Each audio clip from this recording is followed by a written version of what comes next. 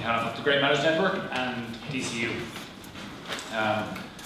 I had the easiest task here today because I get to talk to you when you're still fresh and alert and with the caffeine running through your bloodstream, so I get the easiest task to do. Before we start, can I just have a show of hands of those people who would have heard of the Great Matters Network before these invitations were done? Okay. So it's no reflection on those people who didn't put their hands, obviously, that didn't hear of us, but it's a reflection on the person who looks at our marketing, or who actually isn't in the room at the moment. So she'd be very happy with such a good show of hands. Now, if Orla offered some of you money before you come in to put up your hand anyway, whether you knew us or not, I have to say we don't condone that, but we do like our competitive spirit. So a couple of minutes on the Great Matters Network. Myself and Tony and Vic, who you'll hear from later on, back in 2015 started the Great Matters Network as a vehicle for people of our vintage who had cycled out of their normal career, but still felt they had something to offer and wanted to be involved in the workforce, and we are that vehicle. And so we started with 12 associates back in 2015, and we've now grown to almost 500 associates. And those associates, as you can imagine, 500 random people, come from all walks of life and all functional areas: HR, IT, logistics, banking, insurance, all those, and practically every industry sector as well. And what characterises them is they're not consultants as you would understand an Accenture consultant. I'm thinking against Accenture consultants, but they're not consultants like that. These are practitioners. These are people who have worked at the coalface, been there, done that, and have the scars. So they're real practitioners. And the other quirky thing about us is, so 15 years ago, I needed to know where my next 12 months wage packet was going to come from. I have 2 kids in college and a mortgage. Now I can be a bit more flexible in terms of how I approach work, and I'm pretty representative of our group. And so let me give you an example of where that works for us. We have a customer who's in the publishing industry, reasonably large publisher, and they wanted to do a digitalization program. They're not a digital company, so they needed a technical program manager to come in and help them through that. They reckon it would take 18 months to do. The program manager would be likely involved in the early stages as they went out to tender and chose their software developers, and would be likely involved after the thing went live. But for the 8 or 9 or 10 months in the middle, they'd be heavily involved. But it was really an 18-month project, and they didn't see a need for that program manager once the project was in and had bedded in. So they were concerned if they went out and tried to hire an employee that they wouldn't attract somebody from a job to come and work for 18 months where they couldn't offer them a job thereafter. And the cost of a full-time employee for 18 months, where really they only needed a full-time employee for 8 or 9 months, was really difficult for them. So we had an associate with experience in the publishing industry and a very experienced program manager, and that suited him perfectly. He was very happy with a variable number of days on a day rate that could be decided during that week. So when that publisher decided, this week we need you for 5 days, he was quite happy to do that. And that's the flexibility that we could give that solved their problem in a slightly different way than the normal traditional way that you would go and solve resourcing issues. And that's one of the advantages that we have. So, I've lost my train of thought. So what are we all doing here today? How did Great Matters get here today? So, age diversity is obviously close to our hearts. All our associates are my vintage. And the work that DCU do in diversity and inclusion is second to none, and we're actually quite excited about the prospects of collaboration with DCU over this next year. And the Great Matters Network kicked off this inaugural Intergenerational Workplace Day as a way of trying to raise the conversation in Ireland about the advantages of diverse workforces. And DCU have been banging this drum about diversity generally for quite some time now, and today we're talking about age diversity and how that does it for us. And so Mick was interviewed for a news talk this morning, and one of the questions he was asked was, what are the challenges that intergenerational workforces face? And there are a couple of challenges. And I actually would love to spend the time getting your input on that, but I'd be killed if I take that much time, so I'm not going to do that. So I'm just going to say a couple of things that we see in the marketplace as we're out there. The first is there's a lot of stereotyping around different generations. As with every stereotype in the world, it does not stand up to scrutiny when you actually put it up to scrutiny. But those stereotypes exist, and it causes tension among the teams that we see, those intergenerational teams that we see. The second issue is there's a view abroad that it's difficult to manage intergenerational teams. And most organizations we go into will have that view. So where we can help in the Grey Matters Network is we have something like 15,000 man-years worth of experience of people, senior experienced people, who have been working with teams for most of their adult lives. And based on the research that you'll hear a little bit later, and that experience, we've put together a program that can help intergenerational teams work better together. The second issue we see really is that as you grow older in an organization, you naturally cycle out of that organization for very many varied reasons. That's typically what happens. So if age diversity is a thing for you in your organization, then you need somewhere to go to get some of that older experience back into the organization. So the Grey Matters Network is the only organization I know of in Ireland totally devoted to making that cadre of people available to you in the marketplace. But even if age diversity wasn't high on your agenda for this year, I think that example I gave to the publisher shows that even if it's not an intergenerational thing that you're after, if you have a resourcing challenge, we can be of help to you and try and solve your problem in a different way. And maybe what we offer you isn't what you need, and that's okay. We would love to have a chat to you about that. So, I'm almost done. You'll be happy to hear. 3 things we try to do when we put on events.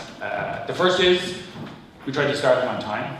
So we failed this morning, but in fairness, the traffic out there is the worst people I've ever seen, so we give ourselves a little buy on that.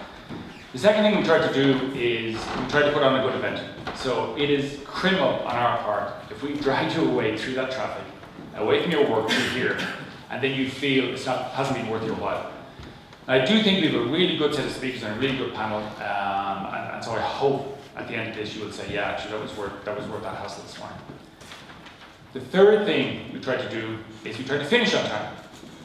Now, thankfully, that's not my job today. That awesome responsibility rests with Conal O'Moore on far or Hornanchin. And for those of you who don't know Conal, he's had a wild and varied career. Now, I'm not allowed to talk about the wild parts, that's an agreement we have, so we never talk about that. On the other parts, the parts I'm left with that I can talk about, he has had such a varied career. He was Director of PR at Saturday PR. He was host on the business show in Today FM for 12, 13 years. When he's not facilitating events like this, he is Managing Director of the Sage Media Group, and he's Chair of the Irish International Business Network. And he has some great stories about that, but I won't drop his thunder on that. And the one thing he said, the thing he's most proud of in his career, is that he has never, ever let an event run over. So, given that I'm already, we're 10 minutes late starting, and I've taken 2 minutes more than I should have, that lady Orla who gave you some money coming in to put up your hands, she has a book open as to whether or not Conal will manage to finish this on time. And they're good odds, but you've got to get your bed down early. But to give you any hope to finish on time, then we welcome Conal O'Moore into the stage.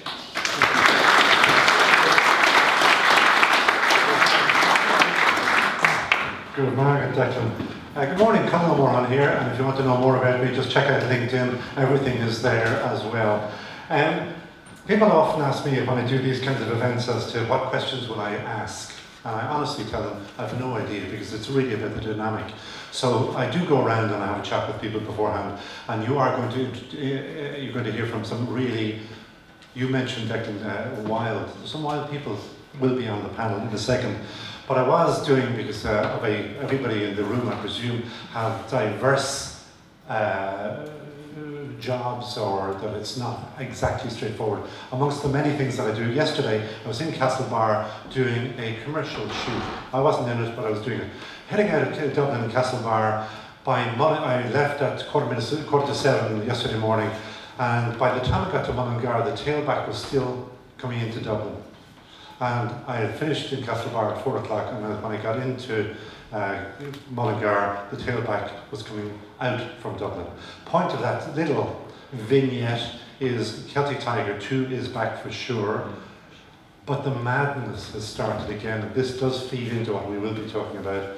There must be a better way. 2 other revolutionary things that happened yesterday doesn't matter what your politics are, There are 2.3 million people at work in Ireland now. First time ever in the history of our little state. 100 years a growing, 2.3 million, that is fantastic. However, they have to be used, as in they have to be able to go to work, and sitting on the M4 or 5, whatever it is, in Mullingar is not the way to use those. The second one is, and I really don't care at this stage how much it costs, broadband is happening. And that means, again, for those here, that it doesn't matter whether you're in Donegal, Carsiveen, or wherever, you will be able to work from there, because that is our future.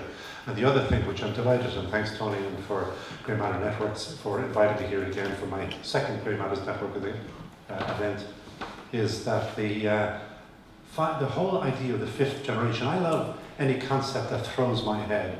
And I hadn't, actually when Tony sent it to me by email, I said that can't be right.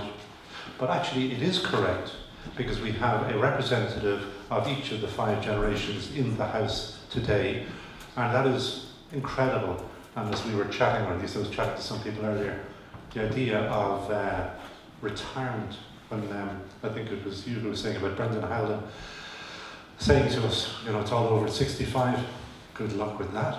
I'm not going anywhere for a while.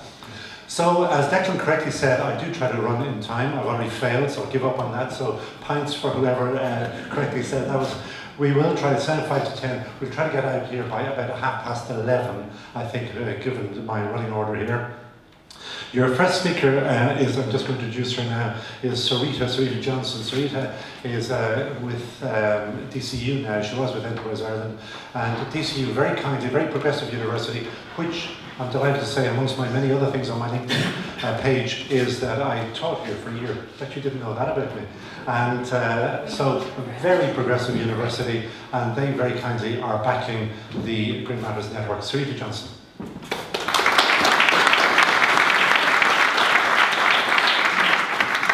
Thank you, Conan. I actually thought you said that you taught me for a year, and I didn't remember that at all, so that impacted me. I'm going to joke.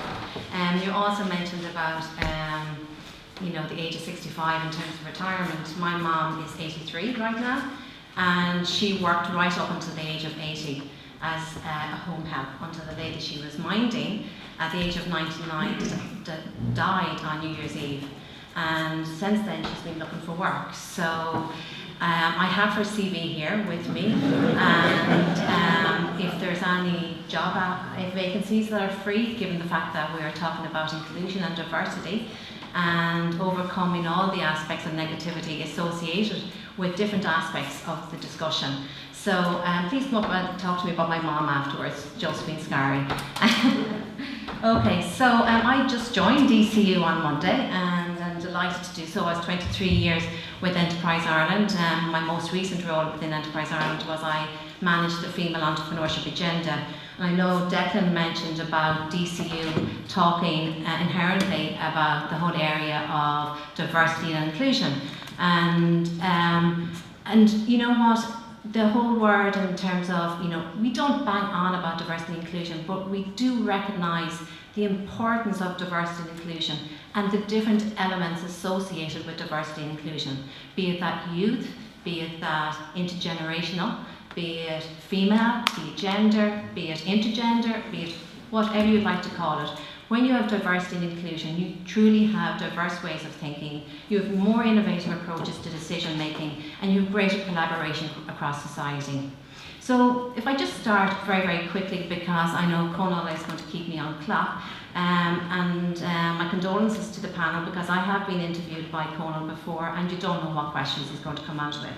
So the DCU Centre of Excellence for Diversity and Inclusion was established in 2018 in June. The centre is a central hub for research, advice and knowledge exchange on diversity and inclusion.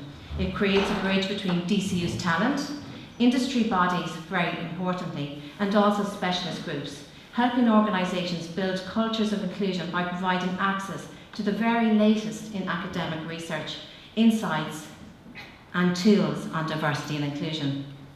A core element of the centre is the membership community. There are 3 elements and 3 broad functions of the Centre of Excellence, and they include research, capability and community. In terms of research, It builds on the DCU's academic expertise in diversity and inclusion research and practice, and provides research advice and knowledge exchange on the whole area and subject matter of diversity and inclusion. Second of all, the whole area of capability. It facilitates knowledge management and exchange on core issues, policy and practice in diversity and inclusion, and provides access to the very latest in academic research, insights and inclusion to build a greater knowledge and understanding for all. And finally, the third element is community. Importantly, it forges alliances and collaborates with industry partners. It partners with specialist organisations, with education and with government and with industry, and it supports organisations in all aspects of its diversity and inclusion agenda. There's never been such an important time for talking and developing actions for an intergenerational workplace. Currently, there are 5 generations in our workplace within Ireland. This is unprecedented, and as an island, we have never seen this before. And as an economy, we need to sustain our competitive position in what has become a most uncertain economic time, particularly given the overseas agendas. Extending working lives is a central element of active ageing policy in Ireland and Europe, and is seen as promoting active lifestyles and sustaining social protection systems in the context of an ageing population. And that's according to an ESRI report that was most recently published in October of this year. However, efforts to extend working life must consider the reasons why workers leave employment. Simply raising the minimum retirement age will not build sustainable jobs. A central element of this picture is the very health and working conditions faced by other workers and older workers within the environment. A recent international review of health and safety issues amongst older workers by the European Agency for Safety and Health emphasised that chronological age is a poor predictor of biological age and productivity in the workforce. There is a high degree of variation in the health status of older age groups and their contribution and the cumulative effects across their life course. Older workers occupy a substantial portion of the Irish labour market, almost 20%. Conal has referred to the fact that over 2 million workers are currently working within the Irish demographic currently. The older demographic is going to become a more important and increasingly substantial element of that. There are a few gender differences, and I wouldn't have been doing my role here today if I didn't point that out, given the fact that I worked on the female agenda for so many years. Female leavers had similar odds of leaving for non-retirement reasons compared to retirement reasons as men. The only exception is early leave for family care reasons, where women were 5 times more likely to leave employment for family care as men. That suggests that care obligations for family members are particularly likely to affect women's decision to leave work early. An important element to consider in intergenerational work. I'm just going to finish off with some positive elements. Intergenerational practice aims to bring people together in a purposeful, mutually beneficial activities which promote greater understanding and respect between generations and contributes to building more cohesive communities. Intergenerational practice is inclusive. It's building on the positive resources that the young, and both the young and the middle-aged, have to offer to those around them. The benefits are many. Some include creation of an age-friendly community. All generations have a lot to learn from each other. Tackling issues around stereotyping and ageism. Increasing understanding and respect between the different generations. A chance to contribute to the economy, and also a chance to contribute to more diverse and innovative decision-making amongst businesses. This is not only the start of the conversation, but DCU, Centre of Excellence, is delighted to collaborate with Grey Matters here today.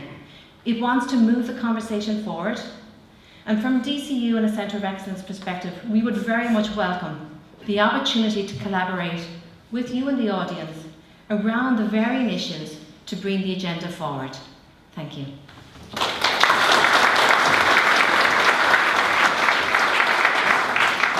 Thank you very much, Sarita. One of the advantages of age for those of you of a certain age is that you begin to meet the same people and you get to know more and more and more people. We have 3 VIP speakers coming up, or keynote speakers I think as they prefer to be called. And of them I think I know 2 well, and I've just got to know the 3rd one as well. We also, after that, we will have a panel discussion, and again I know half the panel going back quite some time. Your first speaker this morning is a woman called Anne Conley. Anne Conley, many of you will know because she is the CEO of Smart Aging Living Labs of Ireland. She also happens to be my much-loved cousin, which helps. And secondly, you'll also see her her arm in a sling. She's just told me she ripped her arm out doing the crawl while training for the Veteran Olympics. Follow that, Anne Conley.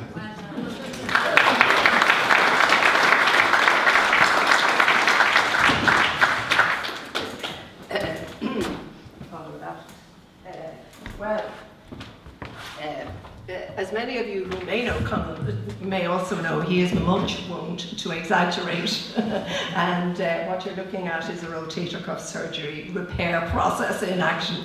Anyway, so I'm going to resist gesticulating as much as I can. I want to start by saying congratulations and a thank you to Grey Matters. I came across them 5 years ago in the very, very early stages, and I have to say, delighted to see that they've flourished since then, and the idea that they've 500 members and growing is great.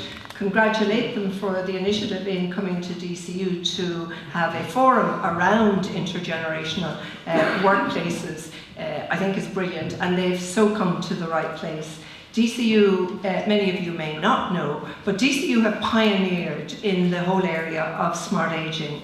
Their president, Graham McCrath, joined me in a much earlier iteration of my life as when I was the founder and CEO of the Aging Well Network, and later in a much more sort of commercially focused application in the Ireland Smart Aging Exchange. But he also made Ireland and DCU the first age-friendly university, pioneering under the leadership of Christine, who Kelly is going to be talking to you later. And very importantly, they worked with us in Ireland's first Start Your Own Business programme for those over the age of 50, which we ran in collaboration with the Ryan Academy. So welcoming Sarita here today, whom I knew also in our Enterprise Ireland life, is great news, because Sarita also pioneered Enterprise Ireland's first experienced entrepreneur programme. So a lot of expertise here in the room. What I want to be, oh, I forgot my clicker there, Stephen, sorry. And it's straightforward, so that allows me.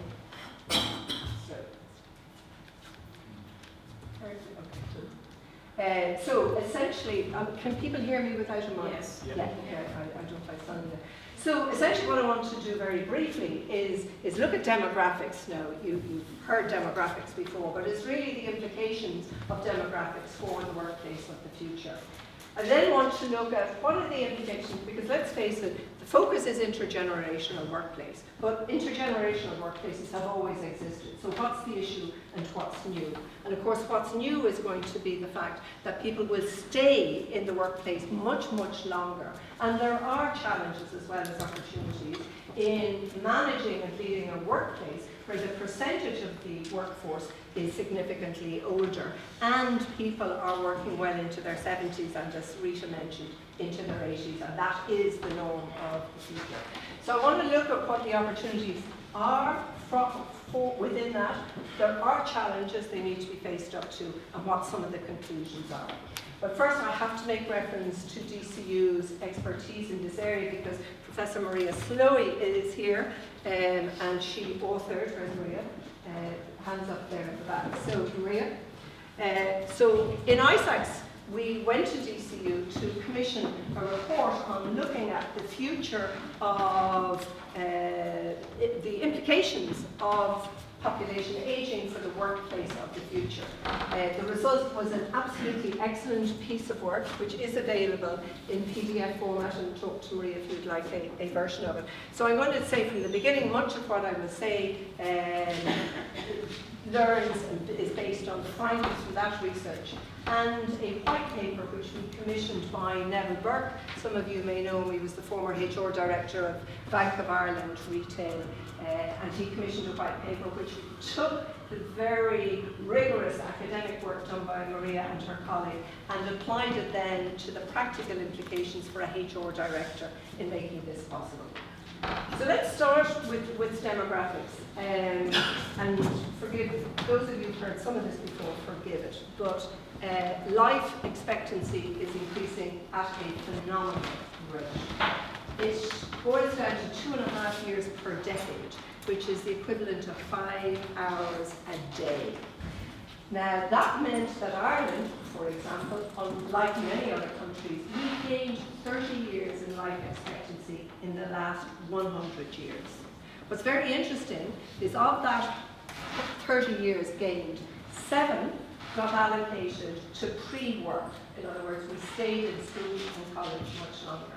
The issue is what happened with the other 27 years, and what's going to happen over the next century as that pace of life expectancy looks well placed to continue, with one major caveat which we will come to because it's relevant, and that is around health and lifestyle behaviour, which in some countries and in some areas is actually reducing life expectancy. So we've got a life, so the issue is A, we're living much longer, and potentially, but not always, living healthier for longer. So we have the capacity to live those extra years full and healthy. We've equally the capacity to have them disease and pain-ridden, so we'll come back to that too. But the other factor in demographics is that we're having fewer children. Fertility rates are dropping quite dramatically. So a number of things are happening at the same time which converge into a potential perfect storm if you want to look at it negatively. So the ratio of people in the workplace effectively financially supporting the dependents, i.e. those post-retirement age and those pre-work age, has gone in Ireland from what was 6 people of working age during the Celtic Tiger down to 4 at the moment, and projected to align with most other European countries in the next 30 years to 2 to 1.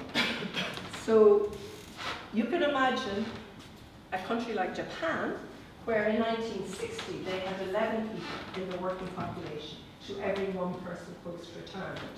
So the idea that this shrinking number of people can support the social welfare, the health, the pension, the care systems that I am relying on and looking forward to is just not sustainable. The only solution to this is effectively, significantly increasing working life. While immigration is going to be part of the solution, it can never be the whole solution. So we've, in a sense, got to rethink our mindsets. For the first time in human history now, we will have as many people over the age of 50 as under the age of 50. So the idea of tinkering around the edges with solutions that bring a little bit of change is just not going to work. So therefore, the answer is we clearly need to have to work significantly longer. The research is telling us that we also want to, for reasons to do with identity, purpose in life, but we want to do it ideally voluntarily. We want to do it in a way that allows us to gradualize our retirement. But we need to do it because we will not have saved sufficient to fund those extra 30 years that we've gained in life expectancy, and that's a critical part of it. So this sounds very revolutionary as we talk about people working not just into their 70s. So the tinkering around the edges we've had, with extending pension age to 66 now, to 67, 21, 68 and 28, it's just not going to be sufficient. But we also need to remember that it's not that long ago since retirement age was 70, and the average age of retirement tended to be, the effective average age of retirement tended to be 73. So what you adding to that perfect storm is the fact that we choose to delay entering into the workforce till much later, now into our mid-20s. This has implications as well for our development. Maureen Gaffney is writing a fascinating second book on each of the life stages, and she talks about people effectively extending that adolescence into their mid-20s. So we've delayed entry, but we've also speeded up early retirement. So for the last 20, 30 years, retirement has been happening in people's mid-50s and beyond, exacerbated by early retirement packages as companies tend to downsize.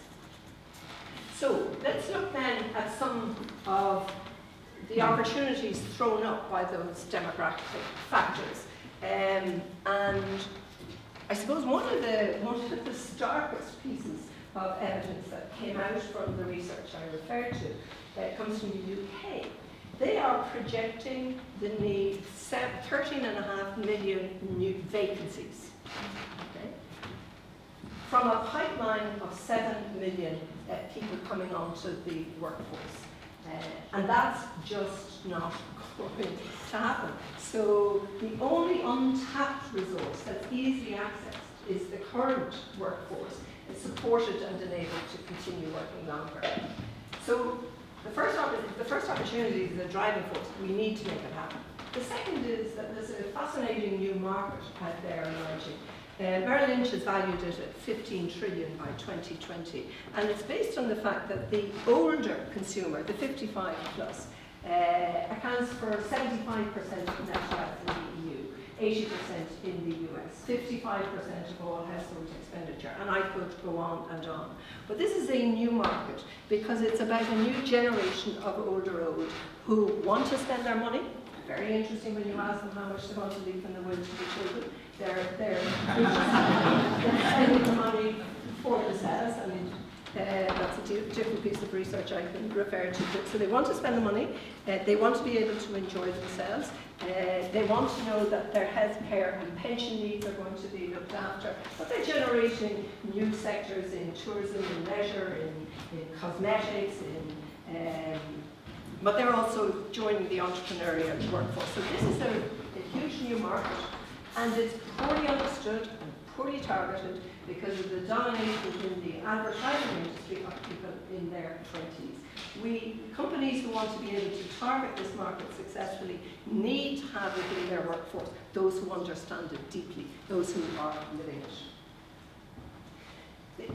So that's looking at the workforce in general. But let's look at the economy more widely. And a very interesting piece of research that PwC have done looks at the impact on GDP from extending the working age, and is suggesting that if you increased employment rates for over 55 just to the current level enjoyed by Sweden, you'd have a 2.6 trillion impact on your GDP.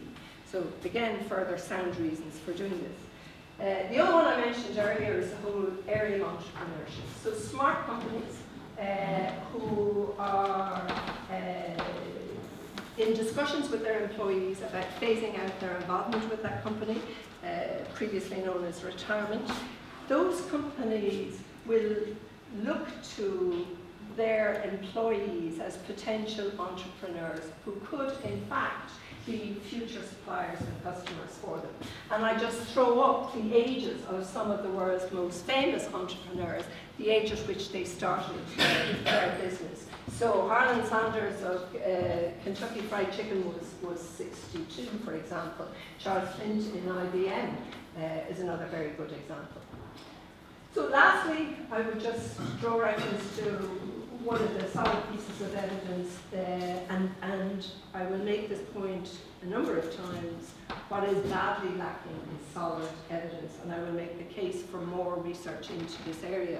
Because when Maria went to start her research and we went to even just frame it, what struck me strongly was the paucity of really usable, rigorous evidence in this space. So while it's growing, we need much more of it. But B&Q was one of the first companies in the world to lead the way on employing older people. Those of you who don't know the case, they set out to attract. They had an intuition that the young salespeople that they were hiring to sell everything from, for the do-it-yourself business, from for plumbers and other tradespeople, just weren't selling. So they went out of their way to recruit retired plumbers, retired bricklayers, retired people from that construction sector, and did invest in training them. And they became excellent salespeople. And what they found, and they used Macclesfield's store to be able to compare what happened in that store to other stores, to be able to show a number of things. One, much lower turnover of employees. Two, much greater customer loyalty. And three, a direct impact on the bottom line, which is evidence that all companies need to introduce significant change. So if I'm to summarise the opportunities and the reasons why people should, companies should look at extending the age of their workforce, it's arguments like where labour markets are at historically tight levels, and I know the older adult is the untapped source. The US, they reckon that by 25% of the workforce will be comprised of people over the age of 55. There is growing evidence that multi-generational teams are more productive, more efficient than single-generation teams. But I would urge that this really does need much more research into it. One of the things that's always intrigued me is when companies put up redundancy packages and incentivize early retirees, they do so with no evidence from any cost-benefit analysis as to the cost to that company of the knowledge, the expertise, the intelligence, the customer relationships that walks out that door and potentially becomes a competitor as well. But importantly as well, there's a rational reason. Any good employer wants to be able to have the biggest possible talent pool from which to draw. And arbitrary mandated retirement ages cuts across that. So they're all the very good reasons why you should consider it. And Conor, you might give me a 5-minute warning if I'm not already over time. I'm over time, so I'll try and speed through this. And you can start challenging vigorously then. So really what I'm saying is, to make this happen, you can't tinker around the edges. You actually have to introduce whole system change into your workforce. You have to rewrite the HR handbook, and you have to be willing to reframe the mindsets of your leaders, your managers, and your employees themselves. And one of the big issues around that is going to be flexible working. You will also have to, and Tony referenced the stereotypes, the myths that exist around the older worker. And I know that you're going to cover that, so I'm not going to, Mark is going to cover that, so I won't go into much of this. But I do want to tackle one or two of those that I know checked with Mark is not going to cover. One is older workers take the jobs of younger workers. This, I find, is the most pervasive criticism that lingers today. Now, I'm old enough, well old enough, to have been around and holding a banner back in the 70s where we women had to go out and fight for the right of married women to continue working. And the lump of labour theory was thrown at us. This is taking away jobs from deserving married men. The reality is, the evidence shows that, in fact, expanding the workforce expands the productivity base. And countries that absorb in migrants do better than countries that don't. Countries that significantly engage women in the workforce do better. The second related stereotype and concern is you deprive the younger employee of opportunities for promotion. But the smart company will actually allow for flexibility so that you don't face a cliff edge at retirement. You actually can move sideways downwards into less stressful senior jobs. And that can be something to people of any age when they want to time out for caring roles. Very quickly, one of the most starkest findings from the William Fry research showed that employers, employees and unions alike had a shared view that 52 was when a person became old. And that then gets reflected in the practices around investing in training, development and all the other things that would make them effective, productive employees, so a vicious circle. There's a range of other deeply held beliefs which I leave to Mark around resistance to change, resistance to training, etc. One of those concerns also is that they tend to be sicker all the time. In fact, the research shows they have fewer absences, but for longer. And one of the big challenges for employers is going to have to be investing in the healthcare programs that target changing lifestyle behaviours in order to prevent chronic diseases. I throw that up, you can have it later if you want. It's the lives on the line from the UK tubes, showing average life expectancy across the different tube stops in London, and it is fascinating. And then the last big challenge for employees that they're going to have to add to their support to employees, elder care. We do not know, and I had hoped we would have been around long enough to fund DCU to do a piece of research into what is the current impact on the productivity and absenteeism levels of current employees, typically in their 50s and 60s, of having to care for older parents, particularly when there is a major incident, and managing an uncoordinated care system from their office desk. Okay, so in conclusion, I am arguing that we need to move from a very linear perception about how life is. You learn, you earn, you retire, fihiblian across, fihiblian fui. Come on, you're the Irish expert. Fihiblian across, fihiblian fui team, and fihiblian chronic. So what Neville Burke did in his work for us is around the punctuated lifestyle. But if you're going to face a working life of 70 years, 80 years, you will want the flexibility to be able to take time out when your children are very young, when your parents are much older, when you want to go back to university, to change careers, and change careers second, third and fourth time over.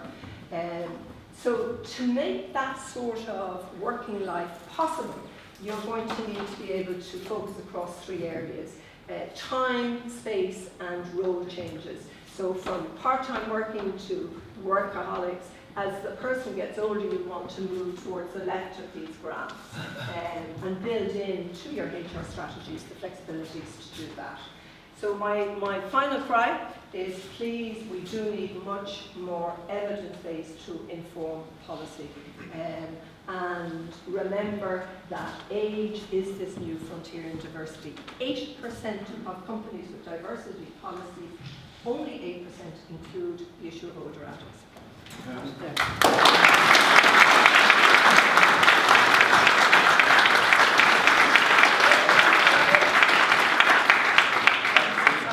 Thank you, Anne, and I think she did take advantage of family ties, but we'll let you go. Anne used one term just absolutely resonated with me, and I want you to go through it again. Previously known as retirement. What was that? Is there a new word? Give me a new word so that when people hear just, well, I'm not retired. There's something previously known as retirement. There is, and there's a whole new lexicon around it. One of them is I'm transitioning, which now has different meaning, mind you, when it was struck out. So I haven't got the head around that completely. So, but anyway, I'm transitioning, and because the evidence shows people want to blend, they want to be able to do some work, they want to do lots of play, and lots of learning, and that sort of blended life is what they're looking at. So the term encore career is probably the one that has gained most traction. Great guy in the US called Mark Friedman who's written on that. Anne Conley, thank you very much.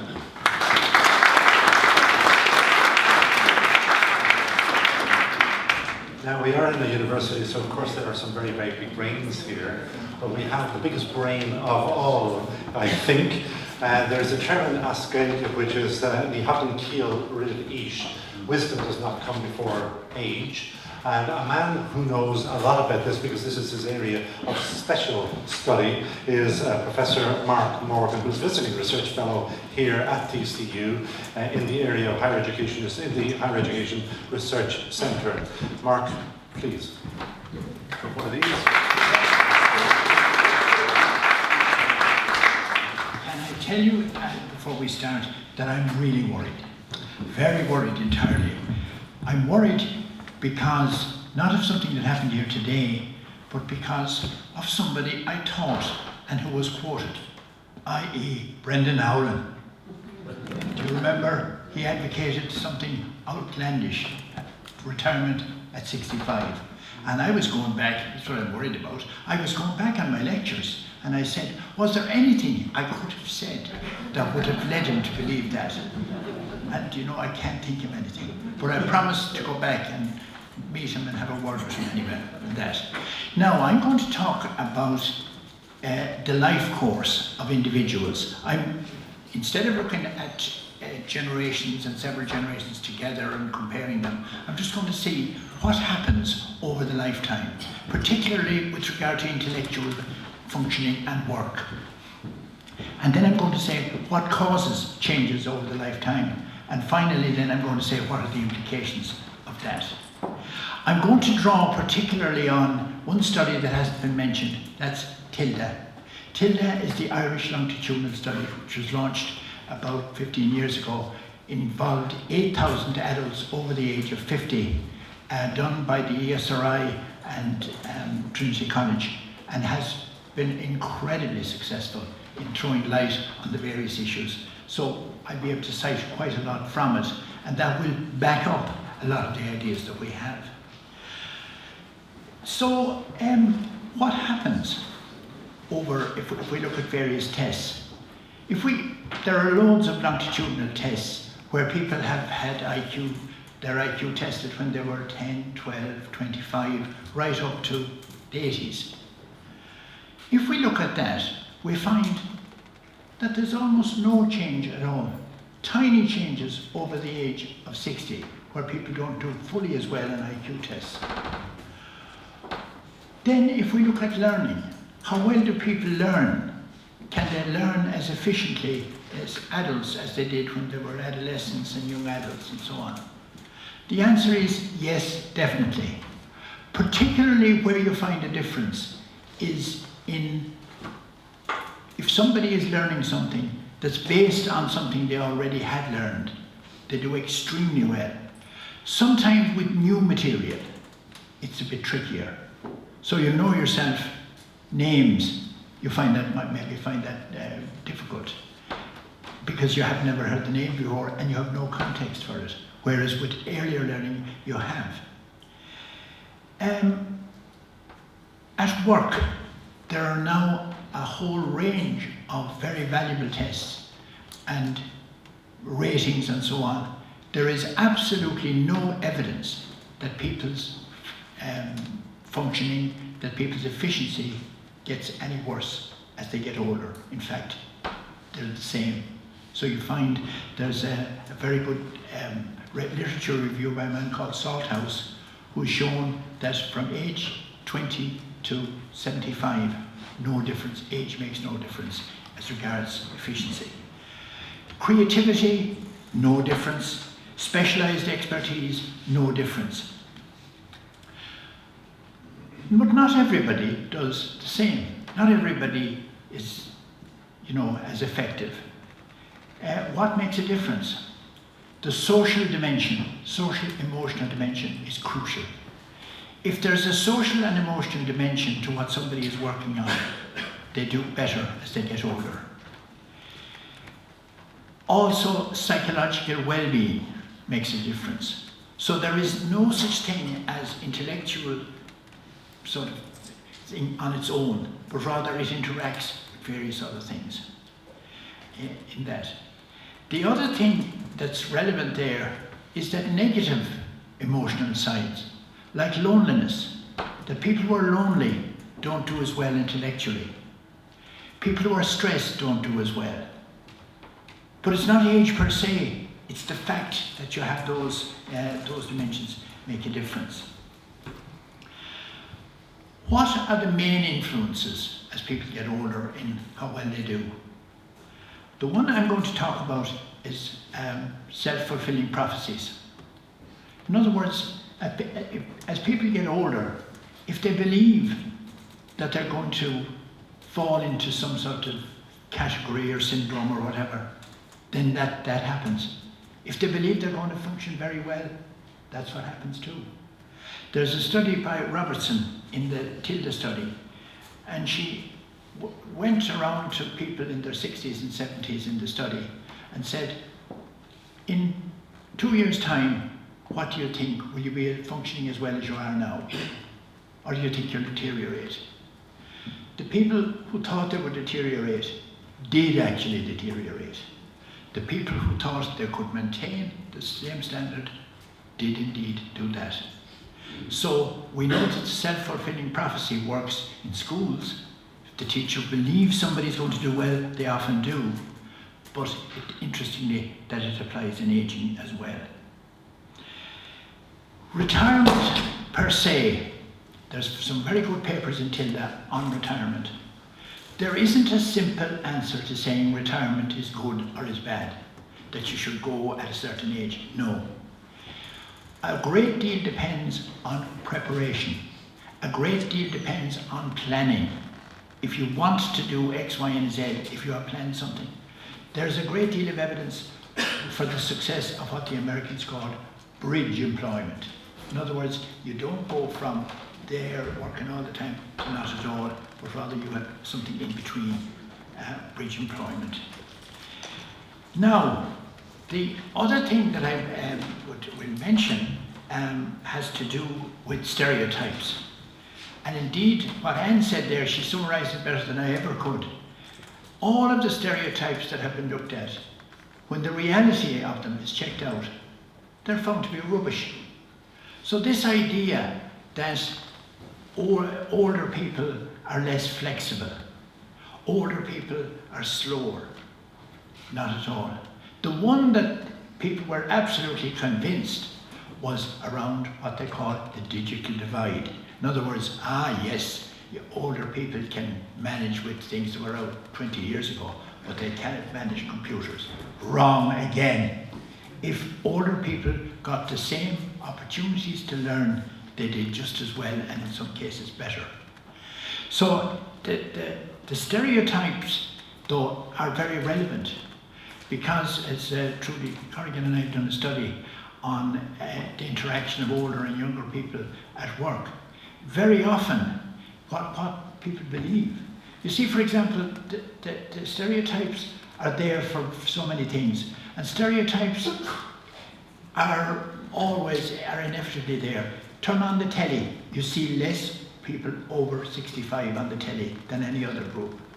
What does that tell you? Maybe they're less relevant. So I'm going to mention a couple of things finally that would make a difference.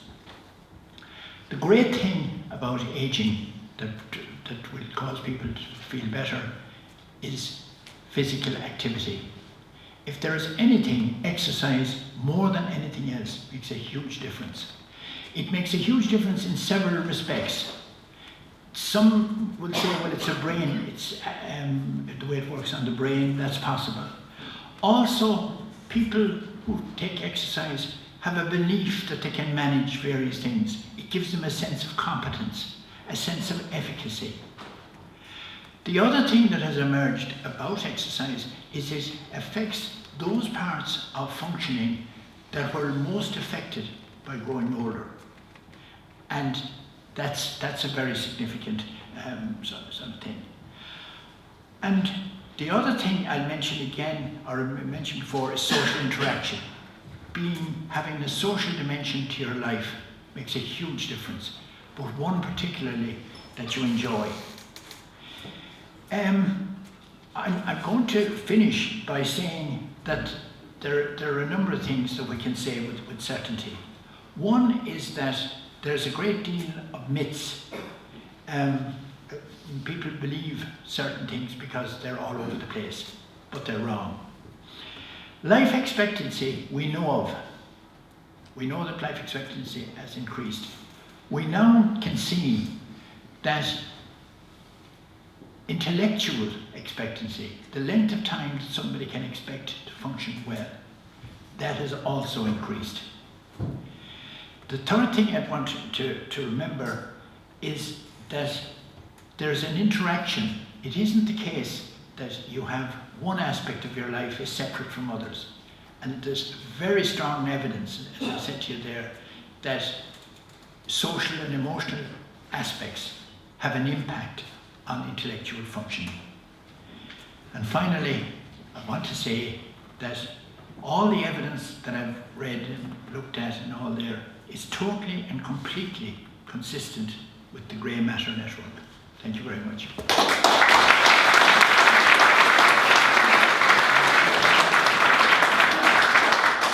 Thank you very much, Mark. Mark, you were talking there about positive thinking and thinking about if you think yourself well, you will be well. Well, I tried that on my leaving cert. I knew I was going to do very well, so I didn't have to study. Didn't work that way.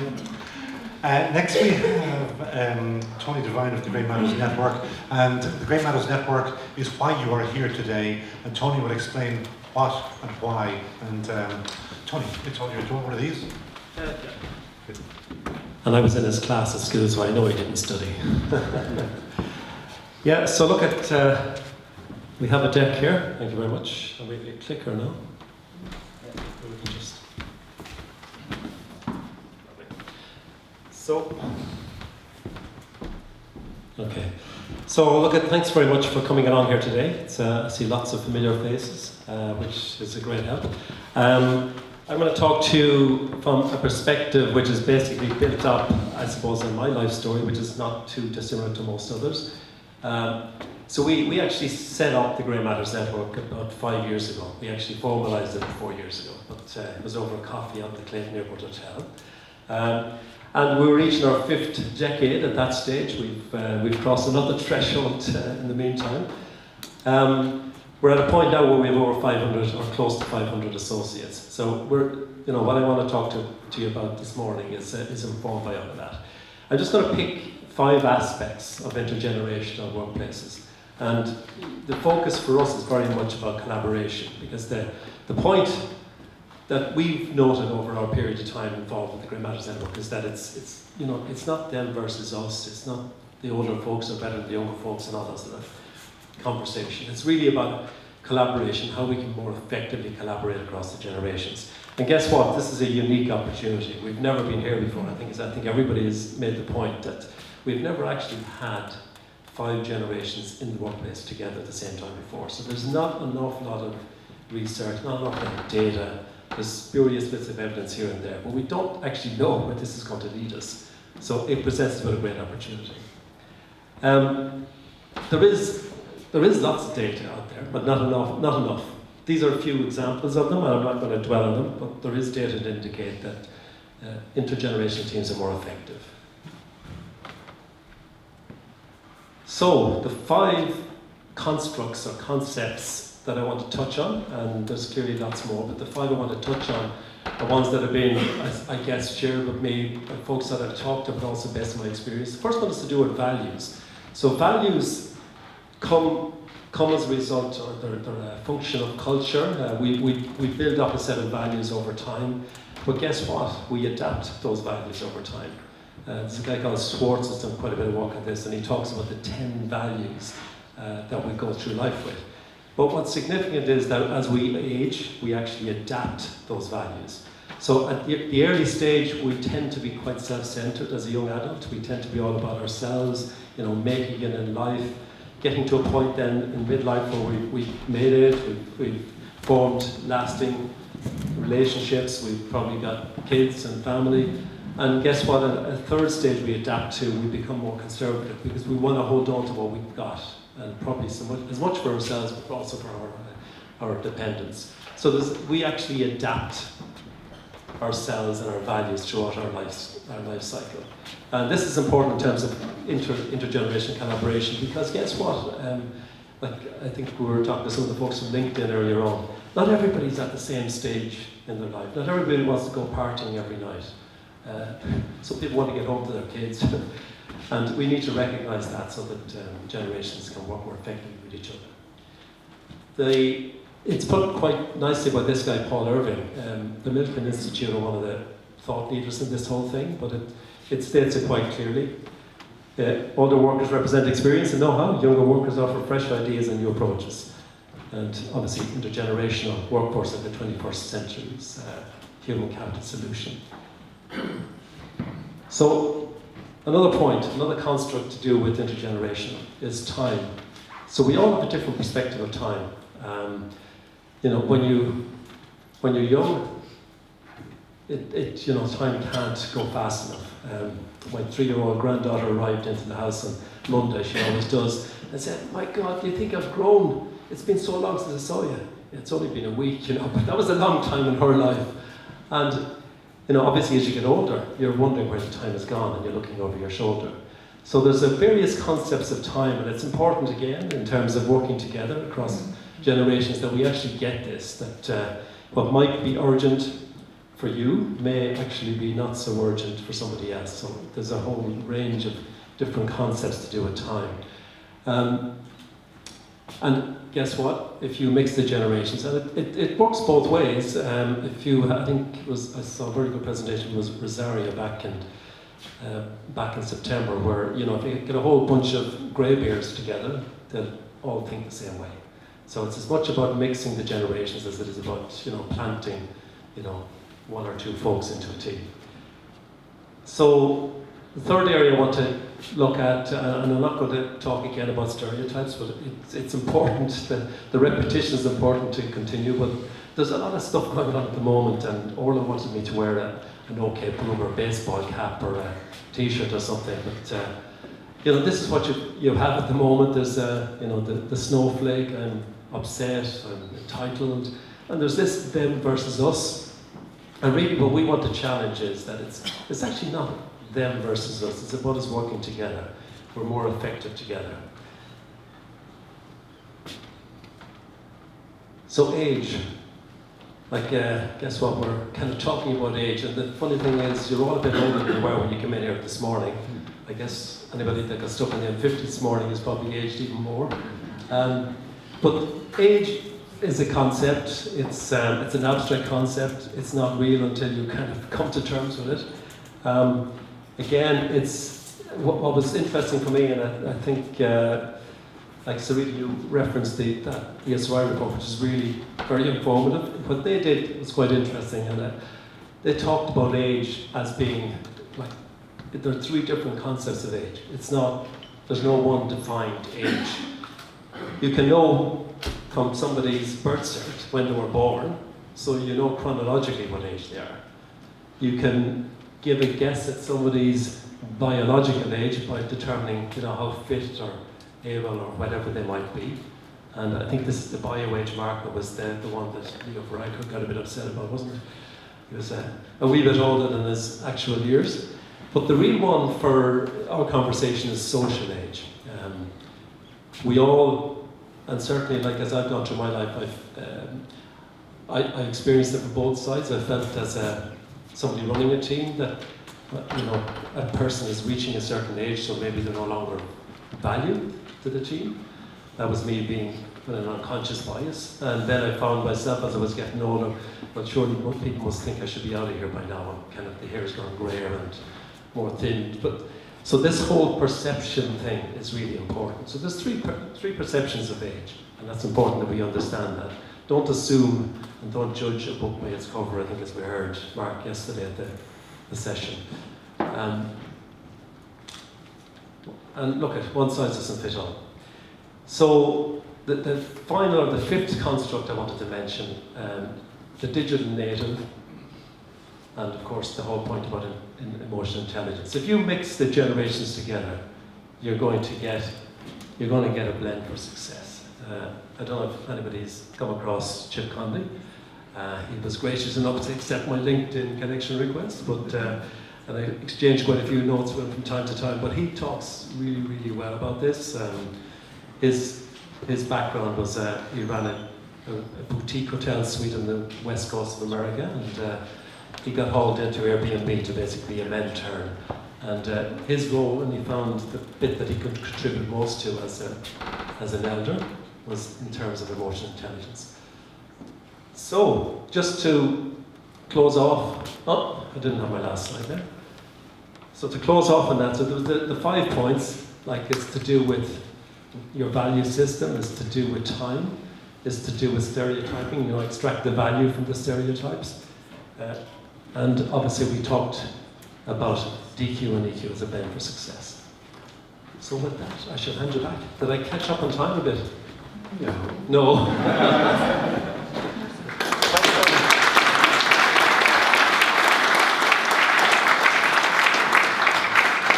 The good news for me is that from now on, it's you guys who are doing all of the work. We are now going to have our panel discussion, so I'm going to ask Kareem Mustafa, Christina Kelly, Mark Furlong, Derek O'Connell, Mark Feeling and Rosari Mannion to please join me up here. There are 6 seats there. While they are going there, I'm going to do something here. I'm going to ask this lady here, because we were talking earlier, is it Eileen? Eileen, will you stand up please?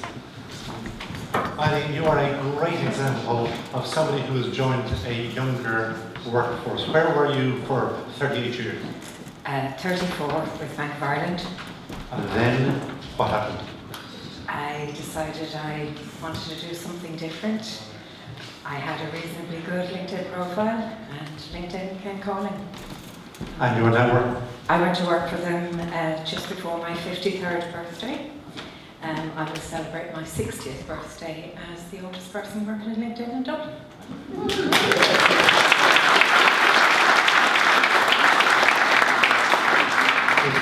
It gets better. What has working in LinkedIn been like for you mentally, physically, and socially? It's probably taken 10 years off my life. And my 80-year-old parents would be the ones who would say that. You're mixing with people.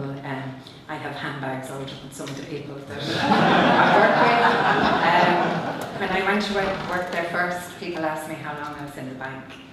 I couldn't fess up to having left after 34 years. These people looked like they were in their 20s, so I said 200 years. And it's kind of gone on from there. But I suppose the key thing is don't be afraid, be brave. Step out.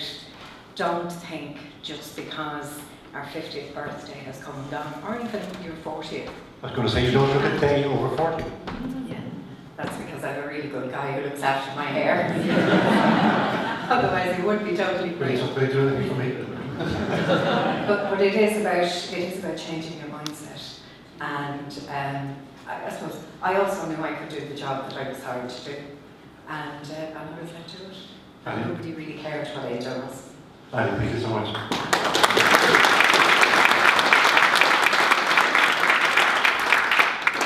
I will introduce each of the speakers up to the panel in a second now, but one of the things is somebody very kindly wrote a whole heap of questions for me, and there are 20 questions. I won't be going through any of them really. I will ask the first one, which is, what is your personal experience of working across generations? All of you will be answering that. My first guest is a great old pal of mine, Mark Fielding. Mark Fielding has done an unknown amount, and I mean that in the best sense, for small and medium enterprises in this country. Back in the worst days, Mark was out there battling for SMEs, and nowadays he takes it a little bit easier. He's involved in 7 projects, I think, and he reads a book a week. The Kareem Mustafa is co-founder of Tribe Tactics. Look at him, because he's looking very well. Kareem tells me that when he was in his previous job, he lost his hair. But since he set up on his own, and I work for my own, and most of you probably work on your own, you know the stresses. His hair grew back again. He told me that. Christina Kelly, who's just in from Brazil, as in yesterday or this morning or something like that. She comes, this is a perfect example of intergenerational. Family of 8, from 0 to 27. There's a 27-year age gap between, so she's a one-person intergenerational research unit. We have Mark Furlong, who's regional sales manager with LinkedIn, and Interestingly, he was once almost killed by Louis Theroux. True story? Anybody wants to know more, talk to him afterwards. The woman with the hardest job in the world, maybe, the boss of HR in the HSE. HSE, I thought had 110,000 employees. They have 130,000 employees. She commutes from Cavan, and she, for her pastimes, the Rosari Mannion, does a little bit of fishing. Is that right? In Leitrim, not in Cavan. She works from Cavan. And finally, but absolutely not least, is Derek O'Connell, who is a VIP of IT at Johnson Controls. He's hard ass. Now, what does that mean? He cycled from Malin to Mizzen, so I'd say he's a very hard ass. So may I start there, since you're our first year, well, Mark, both Marks, is the working an intergenerational workforce. How has it been for you? Or you might even explain, do you work an intergenerational workforce? I'll do talk about that. So for us, I think, and listening today, basically it was Mark around the social, I hadn't really thought about that dynamic, I'll be very honest, over the last few days. Within Johnson Controls, we have 110,000 employees. Within IT, which is where I have an area of responsibility for, we have a diverse workforce from an age gap perspective. But for me, it's all about the why initiative. At an executive layer, there has to be an appreciation from a diversity perspective as to what we need to tackle. We've done a huge amount of focus on diversity from a female perspective, from a gender perspective. I think not enough focus on other areas like age and disability, and I think that's something that we're focusing a lot on. But from an executive perspective, as to the reason why we need to do it and need to get better at it, it's about our customers. We serve customers, we're a building management solution business, and we need to ensure that our workforce is reflective of our customers. And that's both age, that's both social, and that's both about diversity. And if we don't get that right, then we're not serving our customers. One of the earlier statements that someone made regarding BQ, we have a huge amount of technicians, we have a huge amount of sellers, and we have a huge amount of IT. As we go into digital, which everyone in the room will have a different definition as to what digital actually means, but for us, the way in which we sell to our customers, we know by data that the people that have been in the company 25, 30 years have built up a huge relationship with our customer base, and that needs to be maintained. At the same time, I think it was Mark that mentioned this, equal opportunity needs to be given to train people up as to what digital means. And career development, people come with that, but they don't come with the experience. And for us, it's about marrying both. But for me, it is about that why and educating the different generations from Johnson Controls as to how people think and creating teams that work together rather than there being that chasm between them. And I don't know the answer to this, but is there a cut-off period within Johnson? Do you say, sorry, it's 65 and you're finished? No, we, an anecdote, like 2 weeks ago, I do a lot of work in Milwaukee. We had 3, in the last month, we had 3 50-year anniversaries within Johnson Controls. It's the basis of, I think within Ireland and Europe, we have this kind of 65 kind of finished retirement. That does not exist in the US. It's just, they're not, when I talk to them about this, they don't see it as a, they have other issues, but that's not one of their issues. But we have a huge amount of 50-year anniversaries. So, you know, where the opportunities, where the appetite is there, and I think that's important. The appetite is not always there. It's up to an individual as to how to run their career, but where the appetite is there, the opportunity is there. Rosario, 130,000 employees, you've got everything, I'm guessing, but one of the issues that you probably have, I think, know a little bit about the HSE, is a shortage actually of skilled workers, and I presume it wouldn't matter what age they were, you'll have them if they'll come and work here. Well, that's it. As I said, we have 130,000 staff, so we have everything from student nurses that are coming out at 18, 19 to the other end of the age scale. You know, we have particular skills shortages across certain grades. That's not to say, I suppose, that, you know, that would be the solution to the issues. I think the solution are picked up in the presentations, all of which were excellent, and thanks to the contributors for those. But the most valued traits in the workforce, as evidenced by research, are trust, EQ, and working ethically. So regardless of where you are, what's your background, what the age is, whatever the case may be, that's what people need to see in the workforce. That's what the public expect from us. If we have a workforce, and we should have a workforce that reflects the society we serve, we are going to have to do a lot more than we are currently doing. It's set out in Anne's presentation there around the growing workforce. By 2030, we will have a shortage of 15 million healthcare workers worldwide. So we cannot continue to deliver the services the way we are currently delivering them. And I think as well, we need to be more open to discussion. There cannot be competition in the workplace. This is about collaboration, it's about the different generations working together. There isn't room for competition, nor is there room for competition in terms of AI, robotics or whatever. I don't know if people are familiar now, we have generated our own robot Stevie. And Stevie has actually gone into the workplace. Sorry about this for the lady that wanted the home care workers, but you know, just looking at how we're delivering care differently and better. So we have to be more solutions focused. There is a need obviously for a lot more research. We did our 3rd annual staff survey. We got a response of 20,000 staff. You might say that's very low in the context of a staffing profile of 130,000, and it is. Nevertheless, it's a very, very justifiable sample in terms of the responses that we got.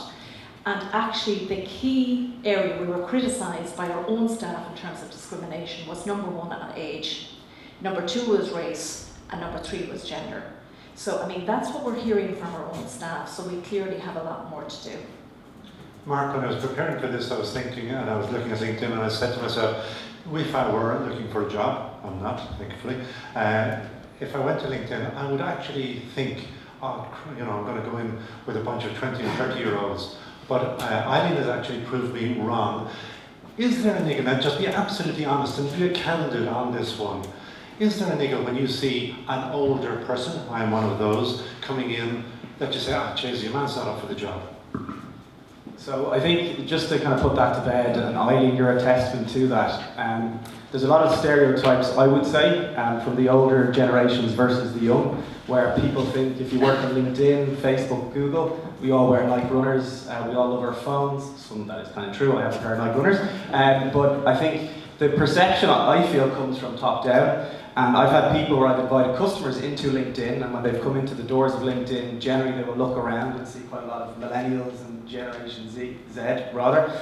And I think having been in where I work and the teams that I've led, so I lead probably 3 different generations on my current team, and we do not have that perception. And if I were to see someone who was of an older age, it doesn't naturally come to mind to think they don't work here, they're a customer.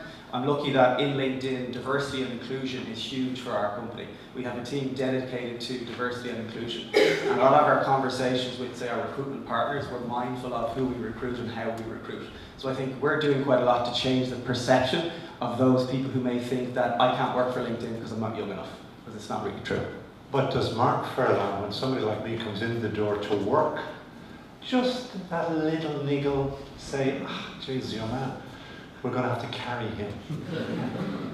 So that's interesting. You know what I'm saying? Yeah, so if I were to look at a slide and it said, old people and technology don't mix. So my mother's in her 60s and I've never seen someone so good at emojis. Okay, she sends me emojis all the time. She's on the ball with WhatsApp.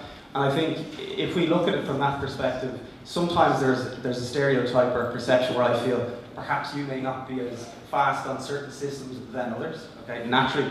However, I think with anything, it's, practice makes perfect. When you're exposed to that, I wouldn't have any natural unconscious bias towards it. If I'm honest with you, I personally don't. No. Let me just mix it up a little bit by going this way, Mark. I think it was Anne Conley who mentioned about the corporate history when they actually throw people out, that out goes the corporate history as well. That is obviously something that you have seen. I have, in larger businesses in particular, but in SMEs, when somebody comes, and the difficulty has been, I think, in a lot of cases, it's the HR end of things. But geez, if you keep your man on after 65, when are you going to be able to get rid of him? Because 65 is the cut-off date, and he goes. And if you leave him over 65, well then everything goes out the window and he's there and he's 143 or 142 as I saw up there. So that is a difficulty. And that really, I'm just looking, each of the speakers I think this morning spoke in terms of stereotypes. We really do need to break that, and Grey Matters, that's what they're doing. They're breaking that mold as such and showing people that there's life after. I'm transitioning. My wife might be interested in this, but I've been transitioning now for about 3.5 years. there is life after retirement, of course there is, but we really do need to get, and this is where the likes of DCU and the likes, as I say, of Grey Matters, where we actually break that phobia in some cases of having older people, as you say, you have to be carried in some cases, people think, in terms of, you know. So I'm, as I get older, I suppose, you know, there are a number of things that I look, especially at this stage of my career, there are three things that you tend to experience as an older person. One is your memory starts to go, and I've forgotten the other two.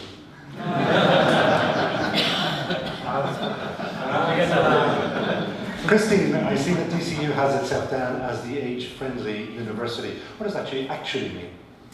Well, DCU committed to becoming an age-friendly university in 2012 and developed a set of principles that was complementary to the WHO Age-Friendly Cities programme. And what it looks at is how our higher education institutions meet the challenges and opportunities of a rising demographic. So in addition to looking at how do we create more educational opportunities for older people to come into DCU, to retrain, to either to retrain or to have new learning, and also to inform our students. Our students are going to be the leaders and employers of tomorrow. And lots of universities have, say, lifelong learning centres, but I think the focus in DCU is around integration. Integration of people in the classrooms, with the students, with the lecturers, really, really authentic intergenerational engagement. And this is leading to informing both the students their own ageing process, and of course, giving an opportunity to people to say, do you know what, I've been an accountant for 40 years, let's try a humanity programme. So it is possible here, for those of you who don't know, to come into DCU and take a module, sit in with the students, take the learning, have a student card, have access to all the facilities on the DCU campus, but you don't have to do the exams. And we have 2,000 older people a week coming in here. In addition to this, we also have mentoring opportunities between older people and younger people, and students doing specific courses where there's expertise from the population of people coming in under the AFU programme, and then obviously mentoring as well between staff who are senior staff and junior researchers coming up behind.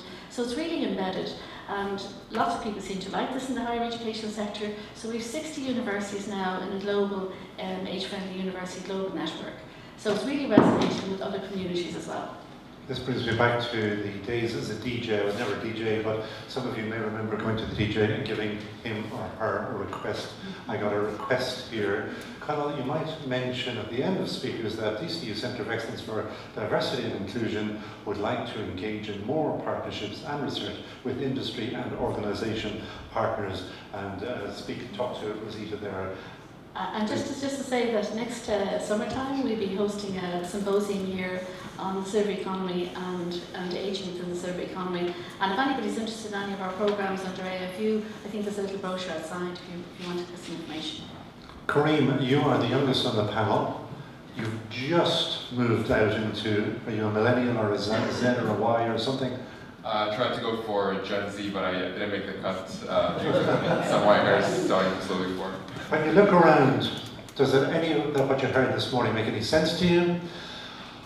Do you think it is people of a certain age just grasping at straws, trying to make themselves relevant, where in your world we are irrelevant? Yeah, so that's an excellent question, by the way. Yes to which question? Yes, as a way to buy me more time in terms of thinking. You know, I'll be very honest and very transparent. Coming in today, I was not aware that there was a quote unquote challenge or quote unquote issue to be addressed. If I'm completely honest, maybe it's just my own personal experience, but you know, I used to work in LinkedIn. It's great to see Eileen, familiar face again. LinkedIn, HubSpot. Now we're doing our own thing. I've always been surrounded by that culture. It's the same way as they say, you know, when a baby is born to like two parents that speak two different languages, they don't say, oh my goodness, I gotta learn, 3 languages now, you know, language A, B, and say, you know, English as well. You know, they just, it is their world, it's what they go into, and it becomes very natural, very second nature for them. And so even just reflecting back, first of all, I think a lot of the material that was shared today was absolutely great. I think that the main call to action is clearly, let's get more hard evidence to support that intergenerational workplaces not only should exist, but is actually a key success factor in companies growing further and going beyond. Whereas, one generation or the other may not necessarily be able to go as far by themselves. And yeah, it's something that I've lived in, in the last few companies I've been involved in. From the youngest, Mark, I'm going to go to you as possibly, and I think you don't mind my saying so, I think you may be the oldest, if I can call you on the panel. How do people of a certain age, older people, make themselves more relevant and more to make sure that they're bloody well included? I think there are a number of things they can do. Education is a major one. To stay familiar, to interact with people of different age groups. There are a variety of things like that. But we're at a very early stage in that yet. So we have a long way to go. But the problem for me is, where does this wheel start?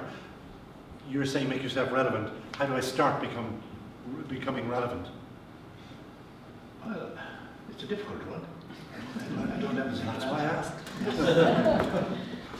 Thank you. Do you want to say something about that, Anne? Okay, very quickly. I think the reality is it's complex and multifaceted, and if I could draw the analogies I did before with the women's movement, it's not going to be solved in any one company, it's not going to be solved by legislation alone, it's going to be solved across by the individual being aware of the stereotypes they've internalised, challenging them, changing them, the individual getting out there socially to protest in whatever appropriate way they think is necessary to change it. It's the institution, it's our laws, it's our tax, it's everything joined up together to make a difference. Doubly difficult for women? Yes, no, I think there's definitely there's a gender basis to ageing, there's no doubt about it. But equally, as there is for gay women, as there are for women with disability who are older, but yes. There's a question, Councillor Reid, in the second there's a question. And yeah, I asked a question, just raised my hand and then a microphone appeared in my hand, a bit unexpectedly. My question is sort of around this issue, and I'm going to phrase this, I haven't quite phrased my question, but there's a lot of talk about how we're the same, how we can bring qualities that we had to the workplace that we had. But my point is that we're different. We have qualities that we can bring, things like leadership, things like vision, things like strategy. But one of the things I find very often with older people is they can't bring those qualities, they don't have the skills to bring those qualities to projects. And my question to the panel is, how do we help older people have those skills to gain leadership skills, to see what the strategy should be. In other words, to actually see what the project is rather than to see how to do the project. They're two very different skills. Would you like to take that? I'm happy to take it. It's a really good question. So interestingly, perhaps the oldest person on my team who's of a different generation, I personally didn't foresee or see any skills gaps. I think there's a difference between practice and theory, and I find the more experienced you are, the more mistakes that you've made, the more learnings that you've had. And with that, I think if I were to reflect on a particular person on my team, they naturally can share, give advice, and lean on experiences and things that they've faced in the past that the team are highly engaged for, and they would be more respectful of that person. So I think personally, I don't see there being this skill gap, or because I'm totally leaning on the fact that they're highly experienced and they've made mistakes and they've learned from those mistakes. And that's why I think it is a benefit to have someone who has perhaps more experience than others. Rosario, can I just ask you on that? I'll tell you what I'm thinking. You mentioned competition in the workplace. Now, I think I know what you're talking about. There are some very big egos in that organisation that you run. Sorry, I shouldn't say the organisation, of some of the people who work for the organisation. Yeah, I suppose that wouldn't be unique to the HSE, but just particularly in terms of the question, I think it's around continuous professional development at all stages in the workplace. And I wouldn't look at the older members of the workforce as needing any kind of intensive upskilling. You want to tap into the skills the staff have. It's about the sum of the team rather than what are the Gen Zs bringing, whatever else. If you can get that balance within your teams, the diversity, that's built on respect across, I think you get a better outcome. Just one point as a personal view, but it hasn't come up, but just in terms of my own observation, The real challenge that I would see in the workplace at the moment is the sandwich generation that hasn't, but that is the generation, as far as I'm concerned, that needs more support, and where staff and people with more experience, the older members of the workforce, can really support. And the sandwich generation, that's myself is included in this, people with young children and minding elderly parents. And during that period, which would be 5 to 10 years, you are under an awful lot of pressure in the workplace, and I do think there's much more scope then for the older workforce to come in and support during those years. When you look at the media, you hear all about childcare, whatever the case may be, but that particular window can be a very, very demanding time across the workforce, and I think there's a real opportunity there and potential for the staff that are reaching 65. We have a mandatory retirement age of 65. Having said that, what I would see happening, and again it's my own view, staff will exit at 65, they will be back in the next day through agencies or whatever, and it's going back to the, with Declan in his opening comments, it's around the requirement to do the job, having people that want to do the job on a voluntary basis and they have the available skills, and just make sure that we get that match correct. I thought when you started talking about sandwich generations that you had a new category and that there was a panini generation as well. Check out at the back there. Hello, my name is Tom Donnelly and I'm chairman of the Tesco European Council, which represents 324,000 people across 12 different countries. And when people are talking about challenges, there's a number of things that we have done since the council started 10 years ago. The first thing we did was we looked at the workforce, and in the first instance we saw that very few Asian women were coming forward in terms of going into the managerial space in stores and elsewhere. So a particular group was set up for that purpose, and it was promoted by one of the directors of the company. So it wasn't just a nice thing to do, there was actually real clout behind it. A second group that was set up is called Out at Tesco, which is for LGBT people. And again, two directors sponsor and work with that particular group. And finally,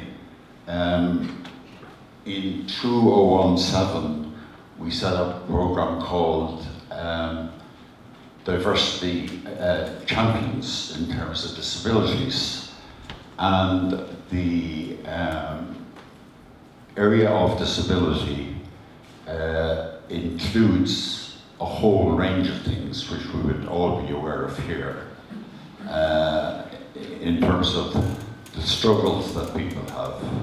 So we've identified, 30 people who are champions in terms of disability, and they go out and talk to people in stores and elsewhere. The final thing I want to say is that when you're talking about the older worker changing, such as the lady that was 35 years with Bank of Ireland went to LinkedIn, one of the things that would be important, and it hadn't been said, was that aptitude is important. If... No, I get it, Yeah, you got it. Aptitude and attitude, I think, as well. Yeah, well attitude is a given, but aptitude I think is that isn't important. the issue. I say isn't a given. I don't want to start arguing with anybody about it, but I think... I have a fire. I think what you were saying about an attitudinal thing is that we can do. We're not on the heap yet. So just the gentleman behind you, and then we'll come to you.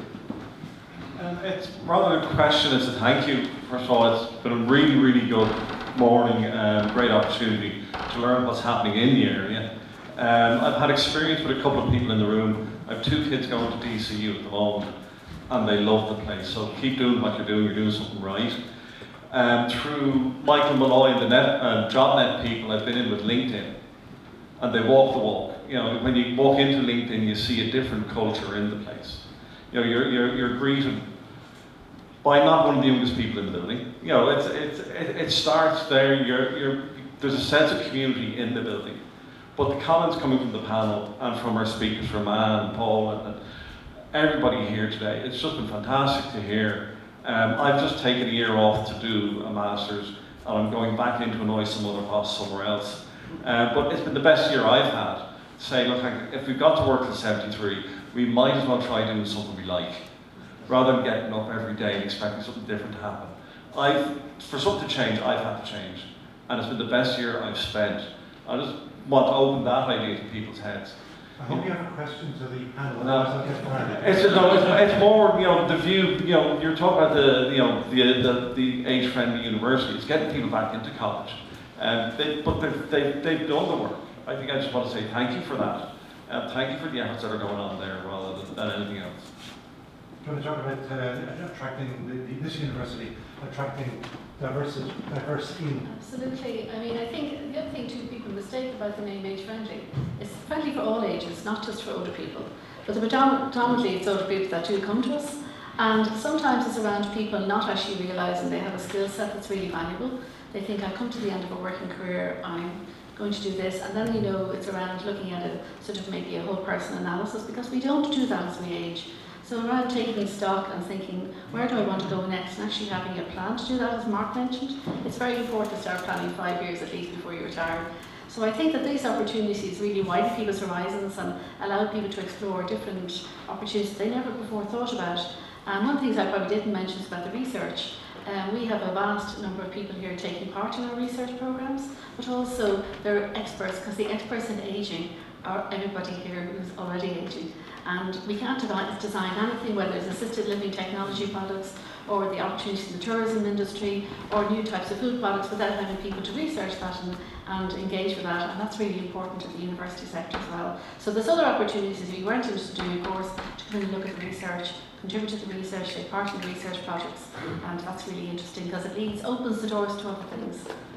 Sorry? Yeah, so I just want to, I think it's important, there's two lenses. So we talk a lot about LinkedIn, we can talk about Google, we can talk about Facebook. I come from a tech sector. They're young companies. It's easier to drive executive change when a lot of those CEOs are already probably younger than 80% of people in this room. The company I work for is 134 years old. So driving change on a lot of these kind of traditional companies is much harder. The experience that was an unknown for me when we looked at diversity and has extended to age is recruitment. Recruiters, no disrespect to anyone in the room, can be lazy. They can look for the quickest return and they can have a huge amount of unconscious bias themselves. So any advice to large companies in this room that are looking to drive the diversity agenda, which is critical, challenge your HR to get you a diverse candidate pool to allow the person making a decision on recruitment to have that pool to make a decision. And we found out the diversity angle in tech, we were getting 90% males and we said it's unacceptable. And we get 50%. And then we can make an informed decision. But I just caution that even though you as an individual might have addressed unconscious bias, I would answer your question earlier, I had unconscious bias. When someone of a generation came in for an interview, I absolutely had an unconscious bias. I'd be very honest, and I developed that. And my point being is that you need to make sure that the talent pool that comes to you is diverse. How did you knock that out of yourself? It's my leaders in the company that have come in and educated me on the unconscious bias that I had. My kids addressing some of the unconscious bias that I have. And everyone has it. And if we don't accept that we have it, we're not going to improve. And that's just something I have to work as a leader, and I encourage the rest of my team to do. And it's very related. My name is Christina, and I am in transition. But so it's related to a little bit what you were saying. I wonder the way that women were incorporated in the place, and we had this quota of. Have you any idea of what would be the breakdown in a team, let's say, of 10 people? What would be the ideal breakdown in elderly, middle-aged, younger? How would you be able to construct what would be the ideal mix? Who's that, June? What do you think? Mark? I wouldn't have a clue. But I think we're talking about more than just the age gaps and that profile. We're talking more about the cognitive diversity, I think, in that the way people think. And you could be 16 and you could be thinking, or you could be 66 and you could be thinking exactly the same. So building a team is much more about diversity in the way people think than age. But you do get wisdom when you get older people, and that's one of the things. One of the things that I've noticed, I sit on a number of committees, LEO committees for grants and loans across the country. And one of the things we've noticed recently is that there are almost half the applications are coming from people over 55. It's the same thing that's happened in the States as well. Yeah, which is, and it's one of the things because I think, again, many older people are not getting the opportunities in SMEs. And I take that because I'm looking at the big businesses. I hear people talk about 130,000 workers, 160,000 workers. The fellow with 8 or 9 people, he's afraid of his life to actually take on somebody older because of this stereotyping and because of the bias that those people. And I think that there is a big job to be done to educate SMEs. Remember, 97% of all businesses in Ireland are SMEs. So that's 97%. But we're not addressing those managers and owners about this issue, where the opportunity is there for them and they're not taking it up. Sorry, I just got to hear. Just directly in terms of the question, I don't think it's a one size fits all, and there's no perfect both sides. It's really who you sell to. What is your market like? If you're selling to the mass market, then you want to reflect the mass market in terms of the generations when you work with the workforce. But there are other markets people sell into, and it's important to be able to represent the generations you're selling into in your workplace. So there's no point going away thinking there's a one easy solution. But it's great the way this market at the moment in Ireland, the commercial reality is there's not enough people in the traditional channels. Supply and demand is great for us. Because of the supply-demand dilemma and the commercial reality, you can't fill a place and you can't retain place. Great for us in terms of there's more of an acceptance now. We need to look at less traditional recruiting places like ourselves. And the companies that are coming to us don't have any biases. They don't have any preconceived ideas that there's a challenge in terms of recruiting older people. They see we have a challenge, you have the skill sets, and it's a perfect match. Thank you. Just before I come to you, Susan. Yeah, the one thing I just wanted to just mention quite briefly is, how to affect change. And the first thing is, it's fantastic that we're all having the conversation here today, and that's the starting point. The one thing I learned when I led the Female Entrepreneurship Agenda from Enterprise Ireland's perspective and dealing with SMEs for over 23 years is that the way you affect change is that you bring people together and you bring organisations together that leverage that difference. So when I was leading that particular agenda, we brought it from 15% to 28% of investment of female-led founders.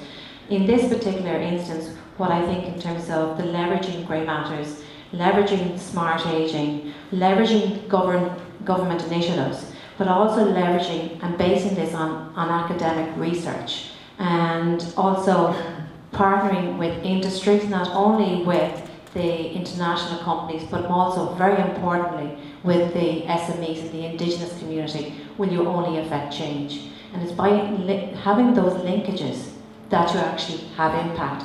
In addition to that, the Lord Davis report, when it came to gender within the UK, talked about 30%. No change happened as a result of a report. The only change happened when there was a champion of that report. And champion has to come from the top down, working with the organisations in hand. Gentleman there, please. Yeah, great, thanks very much. So Michael Mulloy, actually from JobCare and run the JobNet programme. So I thanks very much for a great morning from the Grey Matters Network, really informative. There was an observation recently. I attended an event in Facebook which was for women returners, and as it happens, I was the only man there. But I went along because I was interested in this subject, and one of the people piped up and said, well, let's talk about the elephant in the room. The problem is that can they do the work fast enough? Okay. So they were talking about the older worker coming back. And this was a subject that I suspected all along really is the problem. And somebody came up with the solution really, and I just throw it out to the panel, and hopefully, companies are taking this on board, is that, these people are very valuable if you bring them back into work, but they may need a bit of a longer induction than usual. And that's hopefully what companies are doing. I just wonder, did that happen in LinkedIn with you, Eileen, or we work closely with LinkedIn, so that's just kind of the question. Maybe this is something that needs to be taken on board. We need to help them get back into the workforce. Undoubtedly. Anyone want to take that? Yeah, just to build on top of that, I'm going to share a slightly unpopular opinion. I know it's unpopular in Egypt, where I'm from, but I think the person who wrote the book is called James Altucher, and he wrote, well, it's not, you don't need to read the book to understand the golden concept that he was talking about, which is many times we live in a world where we're waiting to get picked, waiting to get picked for a promotion, waiting to get picked for the perfect job, waiting to get picked for the perfect opportunity. Can I stand? I feel like standing. Sorry. Okay. And whatever happened to picking ourselves? Picking yourself as opposed to waiting to get picked. One of the people that inspired me to think that way is one of my old colleagues in LinkedIn. She's over 60 years old, she's a grandparent, and she blogs very regularly about her own experience. I think you may have an idea of what I'm talking about. Or maybe, yeah, maybe. But they talk about...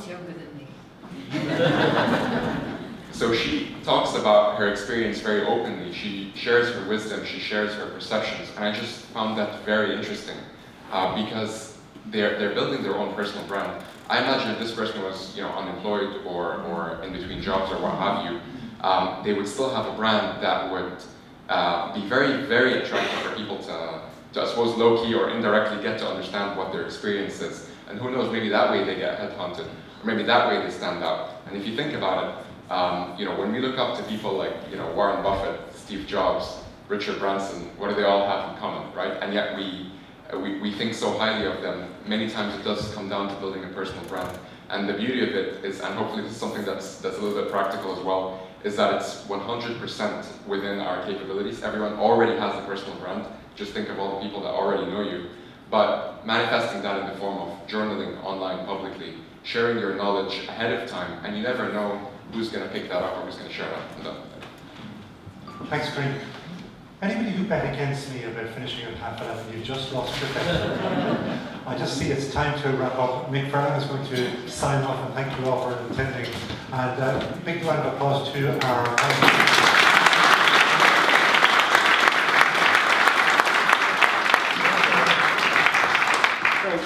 If you could just finish by two things. One is, one of the biggest challenges is making people who are of that older generation wanting to continue to work.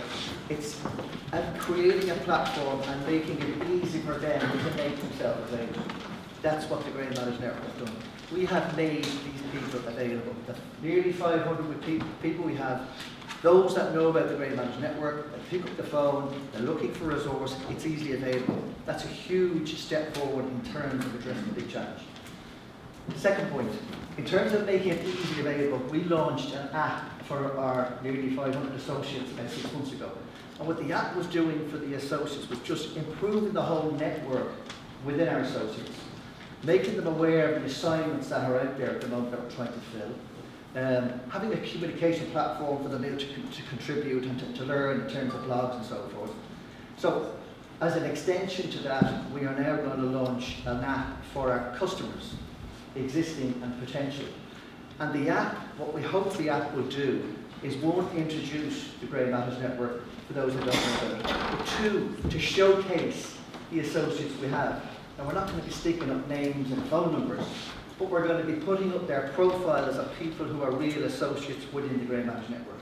And putting it out there and showing people and making it easy, as I said, is a huge step forward in addressing the challenge. So we're launching that. Now, the technical part is, you have a brochure inside your booklet, and on that brochure is a QR code. If you take your mobile phone, if you have a QR app, or simply your camera, if you put it over that QR code, it will launch a link to this app.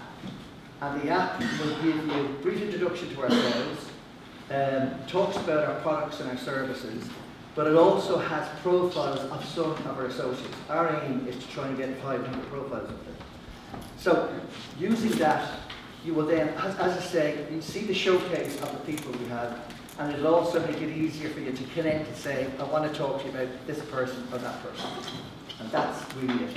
Apart from that, again, I want to thank you all. It's been a brilliant morning. Given the traffic jams and rain and so forth and all the other challenges, great to see that we've got this number of people here. Thank you all, and this is the inaugural annual Intergeneration Day, so it's the first of something that's going to happen every year. Thank you all very much.